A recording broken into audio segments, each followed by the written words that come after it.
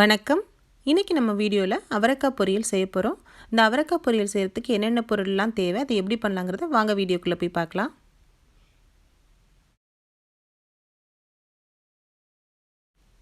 இப்போ நாம் அடுப்பில் பாத்திரத்தை வச்சுட்டு 1 டீஸ்பூன் அளவுக்கு மட்டும் எண்ணெயை சேர்த்துக்கலாம்.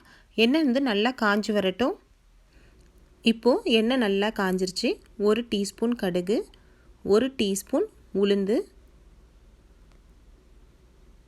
1 டேபிள் ஸ்பூன் கடலைப்பருப்பு, இது மூணையும் சேர்த்து நல்லா வந்து பொரிஞ்சு வரட்டும். கூடவே நம்ம ஒரு கொத்து கருவேப்பிலையும் சேர்த்துக்கலாம்.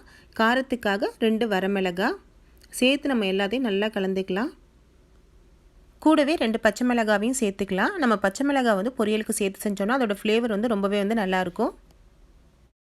ஒரு பெரிய வெங்காயத்தை எடுத்து பொடியாக கட் பண்ணி எடுத்து வச்சுருக்கேன். இதையும் நம்ம சேர்த்து நல்லா வதக்கிக்கலாம்.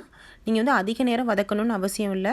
ஒரு 2 நிமிஷம் வதக்கினா வந்து போதுமானதாக இருக்கும். நம்ம இப்போ தேவையான அளவு உப்பை சேர்த்து வதக்கின பிறகு நம்ம வந்து கட் பண்ணி வச்சுருக்க அவரைக்காவை நம்ம இதில் சேர்த்து கலந்துக்கலாம்.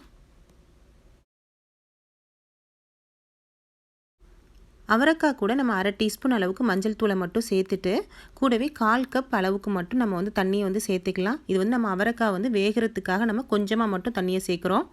இப்போ சேர்த்துட்டு நம்ம வந்து ஒரு மூடியை போட்டு அவரைக்காய் வந்து வேக வச்சிடலாம். நல்லா வந்து வெந்து வரட்டும். இப்போது அவரைக்காய் நல்லா வெந்து நமக்கு வந்து கரெக்டான அளவில் ரெடியாகி வந்துருச்சு. உங்களுக்கு இன்னும் காரம் தேவை அப்படின்னா வந்து ஒரு 1/2 டீஸ்பூன் அளவுக்கு நம்ம மிளகாத்தூளை கூட சேர்த்துக்கலாம். லாஸ்ட்டாக இறக்க போகிற டைமில் நம்ம கொஞ்சமாக தேங்காய் துருவலை சேர்த்து நம்ம வந்து கலந்து விட்டுக்கலாம். ரொம்பவே வந்து டேஸ்ட்டாக இருக்கும். இந்த அவரைக்காய் பொரியலை நீங்கள் பிகினராக இருந்தால் கூட ரொம்பவே வந்து டேஸ்டியாக வந்து பண்ண முடியும். ட்ரை பண்ணி பாருங்கள். ஃப்ரெண்ட்ஸ், உங்களுக்கு இந்த வீடியோ பிடிச்சிருந்துச்சுன்னா லைக் பண்ணுங்கள், உங்கள் நண்பர்களுக்கெல்லாம் ஷேர் பண்ணுங்கள். கூடவே எங்கள் சேனலை மறக்காமல் சப்ஸ்கிரைப் பண்ணுங்கள். தேங்க்யூ.